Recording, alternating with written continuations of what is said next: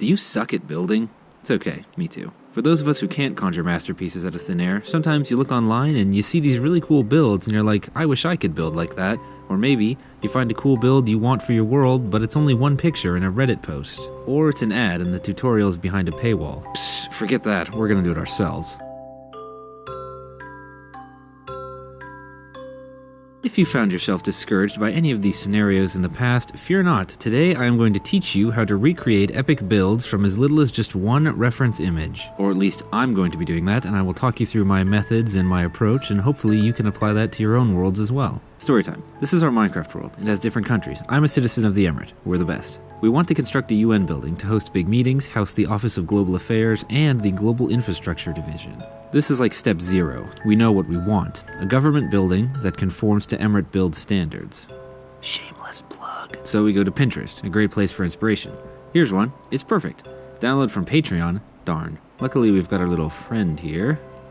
So we have only one reference image here, but this can always apply if you have multiple. And in fact, it'll always be easier the more you have. Well, first, probably the most important part is the measurement phase. We gotta get mathematical. We want to get as many dimensional measurements as we can. First and foremost, we want to know the total length and width to lay out a rough foundation. You could try and count the whole thing, but I recommend breaking it down into smaller sections. This whole process really centers around breaking down the build over and over into its composite structures. Start big and go small. For example, this build has 2 main blocks, this rectangle and the dome structure. From now on, I'll be using these yellow boxes to highlight the zones I'm talking about. Looking at only the lower block, we want to start subdividing and measuring. So I've opened up just the lower block in MS Paint, and I recommend starting with width, which I've marked here in red. When measuring, pay close attention to lines of symmetry, which can simplify things, and make sure to use all the little details that can help you figure out how wide something is. For example, we can clearly count 8 to this center between the doors, meaning we have 7 on either side, making 15 in total. And there's actually a mistake on this streetlight pedestal that confirms it's 5 blocks wide, and so the column behind it is too. Finally, by using these trees, I can estimate this width at about 8 blocks. Things like these trees are a good reminder to really think outside the box and use whatever you can as a reference. In summary, we can add all these up to get total foundational width. And I've also had to decide on the depth. This is because I only have the front picture. I've gone with 35 because that's the total width of this secondary structure here. And that's kind of hinting at the next measurement, which is depth. I've marked it here in blue. Depth can be a little more challenging, especially with only a straight-on image like I have, so do your best. Use things like stairs to get your best estimate, or with these doors here, I use the size difference to kind of guess how much further back they are from each other. The good thing is this measurement is usually a little less important, so it doesn't need to be 100% matched, and there's room for some freestyle. Editor's note, there will definitely be some freestyle. The most important ones are the ones that make the main structure. In this case, mine is a rectangle. As with any build, I've already chosen a spot. Now with these 2 measurements, 78 by 35, when of course I forgot to mention that adding up all the widths and then double checking by counting all the way across, we did hit 78 blocks wide. But anyways, knowing these 2 dimensions, I can clear adequate space and use what I call the scaffolding method, laying out the main shape. Now bear in mind, this can work for builds that are not an exact rectangle. In fact, this one is not an exact rectangle either, but it's easy for me because it is pretty close. In any case, it can be good to start with just a rectangle that's composed of the total width and the total length, which gives you a general idea, especially if you want to build up some kind of foundation underneath your build. Now the eagle-eyed among you may notice that these screenshots differ slightly, and that's because I recounted and adjusted the size several times, so always double check, and I can't stress this enough, having consistent and accurate measurements is the most important part of copying over a build. It's okay to have a little discrepancy, but I wouldn't want to be off by more than 3. Another part of the scaffolding method you'll notice is I've taken some of the smaller depth measurements and built them into the outline. This is what I was talking about with non-rectangular structures. Start with a rectangle and then build in the depth. I find that this really helps visualize how everything is going to look.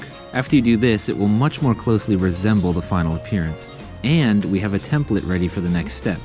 Once we are happy with our measurements and we have the scaffold laid out, we can go around and replace them with the correct foundation block, like so. And I must admit that while doing this, I realized there is an overlap right here, that the width is 4, but at the base it should only have been 2. I, however, am not going to change it because I don't think it'll really matter for the final appearance. Again, for the example, I only have one front-facing picture, so it's important to notice that I haven't plotted or planned the back wall, and this left side wall, because it's actually smaller than the right wall, which I did map. My initial plan is just to leave them blank, see how the build starts to go together, and then freestyle something later. It's not as scary as it sounds. And of course the right wall, which I did map, which is 35, which is the dimension of this secondary structure, means that I can just take this secondary structure and copy paste it right on the right wall. Anyway, now we have our layout. We take our height measurements, cross-reference with the image, and build up one layer at a time. There's definitely some variability with how you can do this. Some people may like to just build one layer at a time like a 3D printer, but I like to build the standout, easy, and important features first. But be cautious. This stage is where those insidious little mistakes will start to appear. You know the ones. Example, I couldn't make the columns line up at first, and I had originally marked this depth as 2, but this depth is clearly more than 2, but they should have been aligned with each other, which is when I realized these are not stairs. These are alternating slabs and blocks. Correcting that little mistake, now everything lines up the way it should, except for this depth, which is now 2 instead of 4, making every other wall offset. Did this send me on a brief generational crash out, and did I eventually cave and redo all of it? Yes. Although the modification was fairly simple because all I had to do was shift everything back.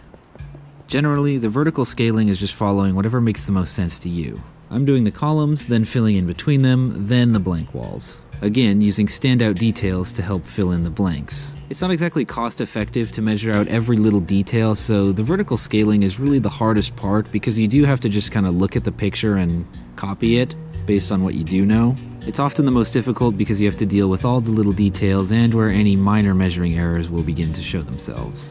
So don't get too discouraged. Midway through this, I saw the opportunity for the second hardest part, the freestyling. Copying off of a single picture means that more likely than not, you cannot see the whole build.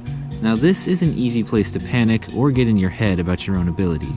Don't worry, I'll talk you through it. Here's what I did. So I have the front and the right wall, which are pretty much straight copies. And initially I was worried that the left wall was smaller, so I was gonna have to come up with something new. But then I decided to save the headache and just copy the secondary archway onto the left side as well. It won't end up being exact center, but like, who cares? And actually now I can kill 2 birds with 1 stone. If I have more offset to the right here, I can just build the building into this wall, so that way the build will be more harmonious with the natural terrain and not awkwardly right up against it. The part that's merged into the hill we can reasonably just leave as a blank wall. After that's all said and done, that really only leaves us this small section of wall to design for ourselves. There was enough space to add another copy-paste archway here, but I fear we'd be pushing it at that point, too much of the same thing, you know? But we do want it to match the rest of the build, so what I've done is taken this main column structure, and I'll repeat that, and then freestyle some iron windows in between.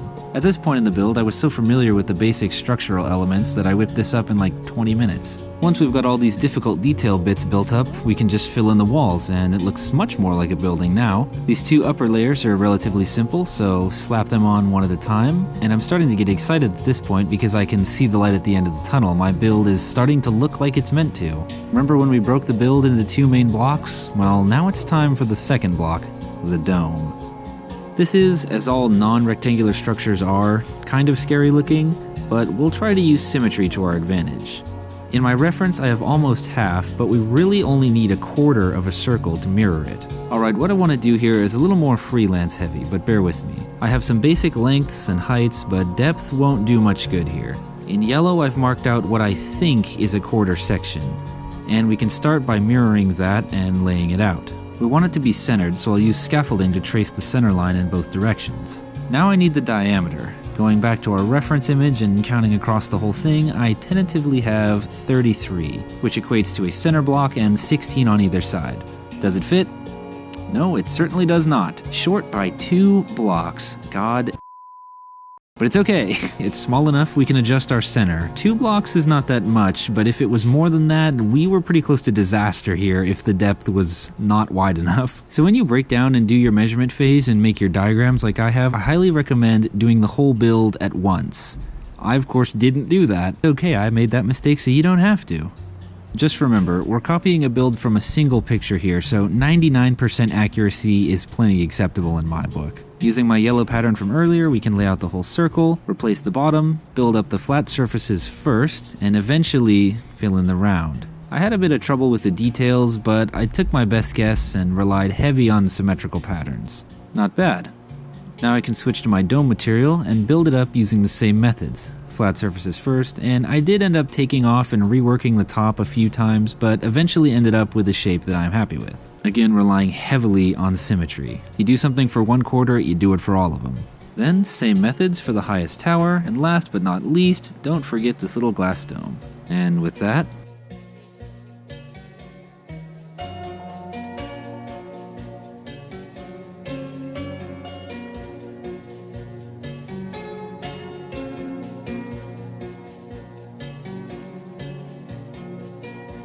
it's a little off from our initial projections, not perfectly aligned, but remember we accomplished all this using only a single straight-facing reference image.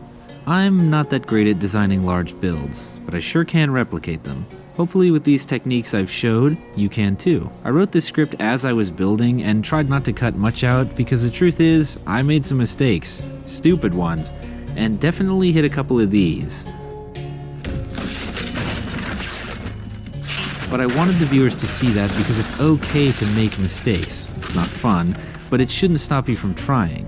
And the takeaway here is that even though a build may seem too daunting or too large to take on, anything is possible if you just break it down into simpler pieces. As far as the interior, we can hit that next time, and in reality I probably won't be the one making the interior for this building. Cards on the table, I'm actually in a little bit of trouble because of how large this is, and that it kind of comically overshadows the city behind it.